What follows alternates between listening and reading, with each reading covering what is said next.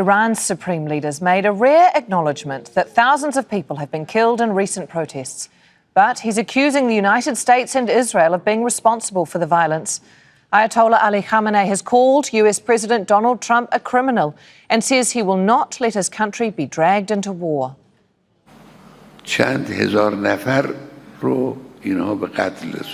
They killed several thousand people, some of them with a brutal and barbaric force. Today, the Iranian people have defeated America and Israel. We extinguished the sedition, but that's not enough. America has to respond for its crime.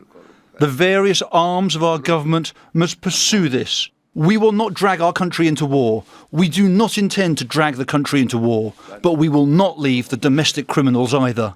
Worse than domestic criminals are the international criminals. We will not leave them alone either. It must be pursued in its own ways. It is still difficult to get in touch with people inside Iran. The internet and phone services have been mostly cut for more than a week.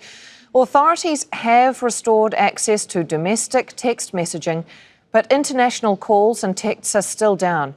Only local websites can be accessed. The government shut down communication networks on January the 8th to stop protesters from organising. Iranian media reports at least 3,000 people involved in anti-government demonstrations have been arrested. Tehran's public prosecutor has hit back at Donald Trump as well. That's after the US president said Iran had halted 800 executions after facing pressure from Washington. Ali Salehi rejected the claim.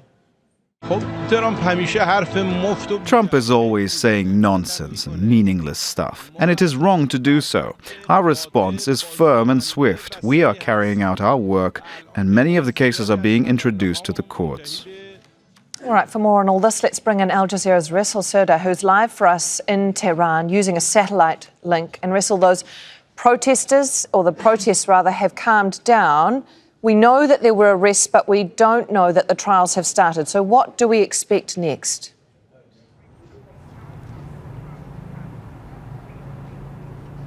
Well, now more than 3,000 people have already been arrested, and still these arrests are continuing on daily basis. Just today, in the Kurdistan province, there have been more arrests. So the trials have not begun yet. However, the indictments, particularly in some cases for the capital, Tehran, are ready, and they already have been sent to the courts.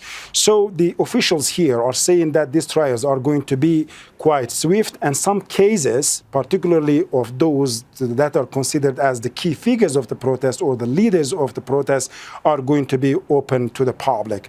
And many of them are now being accused or being charged with trying to or aiming to destroy the public order and waging a war against the state. These are serious crimes, serious accusations that anyone could face in this country. However, here, there is a dilemma for the Iranian state and officials. On one hand, if they do not take bold actions, they feel that the state will look weak, and that could encourage further protest, and that could lead further destabilization of the country. On the other hand, they have to be extremely careful to make sure that these trials, these arrests, are not further increasing or deepening the rift between the people and the state, because one of the main reasons of the problems in the country, or the protests in the country, is the growing rift and the gap between the state and the people. And now the officials are saying that the reconciliation of state and the people is one of the top priorities for the country. Yes, it has been almost a week that the country is relatively calm, and the protest lost momentum. In some nights, we are seeing no protests at all.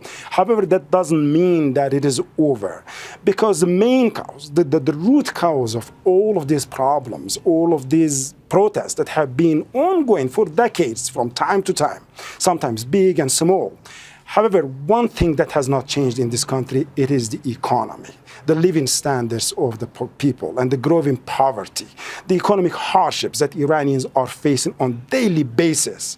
And when it comes to reform the economy, when it comes to increase the living standards, the country needs the resources. And I look at the available resources to the government, they're extremely limited. Reza, when you refer to the protests losing momentum, one of the huge contributors to that has been that internet blackout going on for days and days now. Is there any change to that situation, an update on a timeline that the government will switch it back on?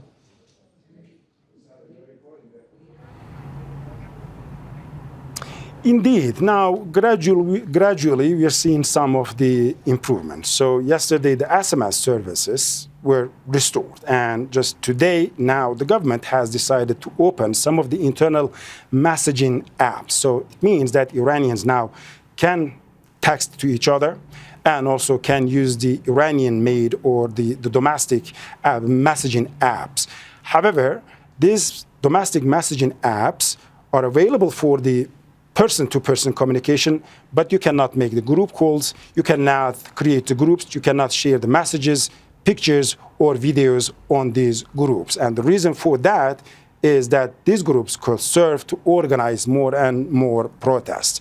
So the government said that there will be a three-phase plan. In the first phase, so SMS services to be restored. In second phase, the domestic messaging apps to be opened. And now we're seeing that the second phase is partially in place. And the government said the third phase, the final phase, is going to be restoration of the internet. However, when it comes to third phase, it's still not there because the internet nationwide is still very much limited and restricted. So what can be done here is that Iranians can message each other through SMS services, can have messaging services through the internal applications.